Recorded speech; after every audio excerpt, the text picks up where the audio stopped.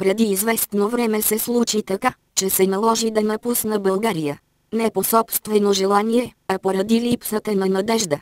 Липсата на много хубави неща, както и изобилието от лоши, бяха основната причина за този избор.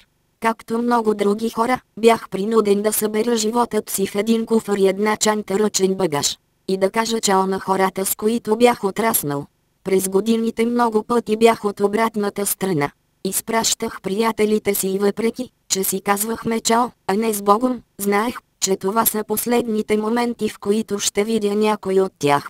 Така от весела компания ученици и квартални деца, станахме парчета, разхвърляни из света.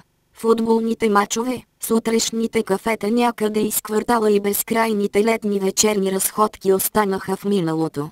Защото вече или стоиш в България и чакаш чудо, или си далеч и се бориш с адаптацията към новото място.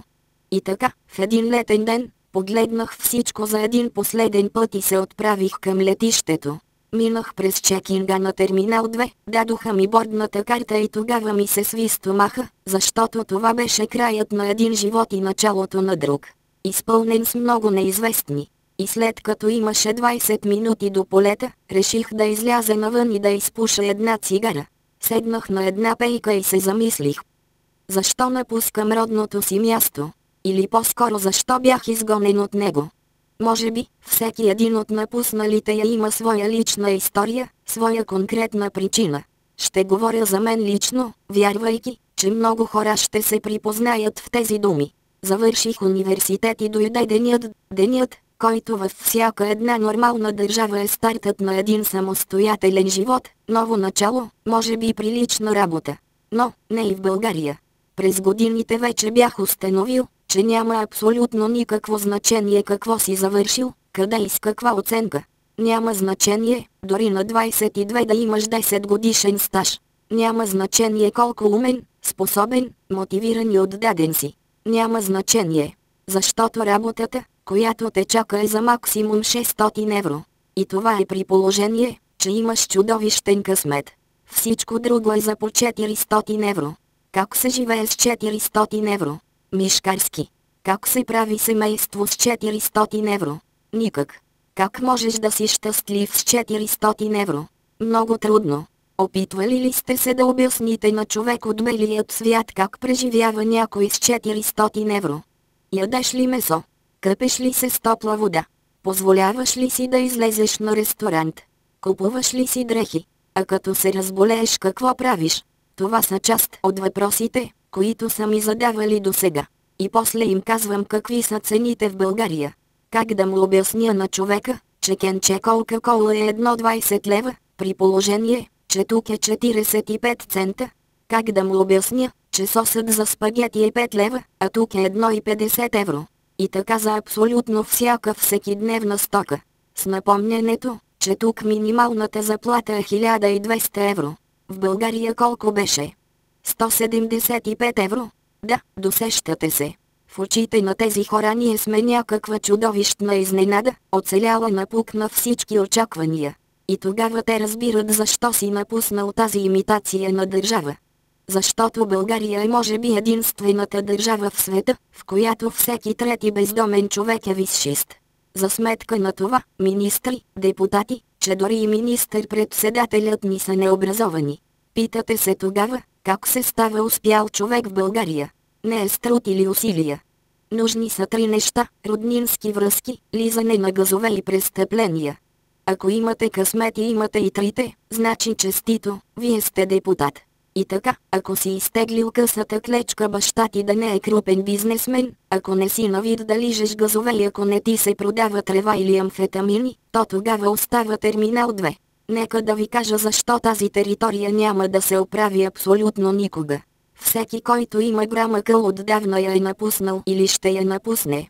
Никой от тези деца, които са заминали в чужбина за да учат, няма да се върнат за да слугуват за 500 евро.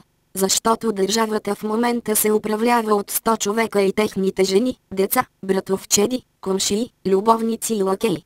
И всеки един от тях е абсолютно некомпетентен, неосведомен и лишен от чувство за отговорност.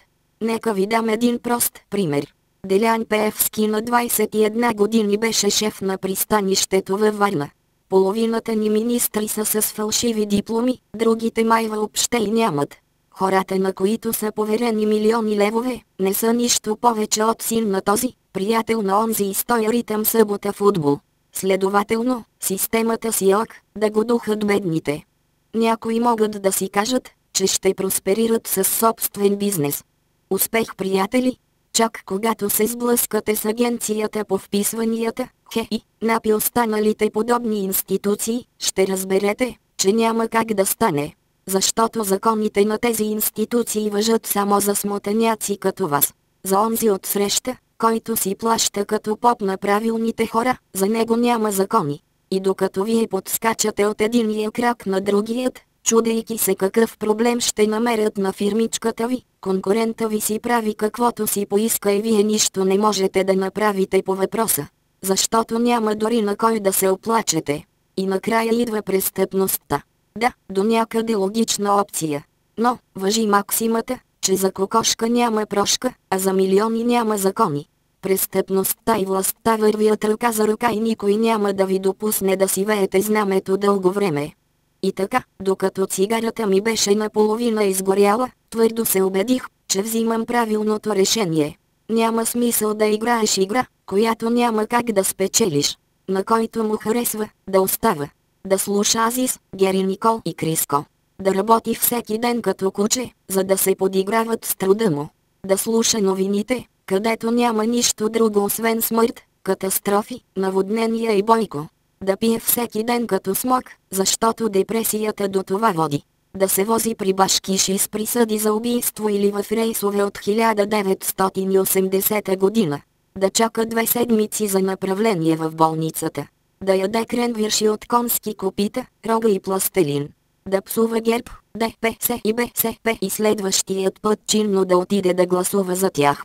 Да си плаща за синя, зелена, лайняна кафява зона. Да си купува винетка, за да кара офроуд. Да плаща ток, докато мангала си закача една жица и го краде безплатно. Да бие жена си.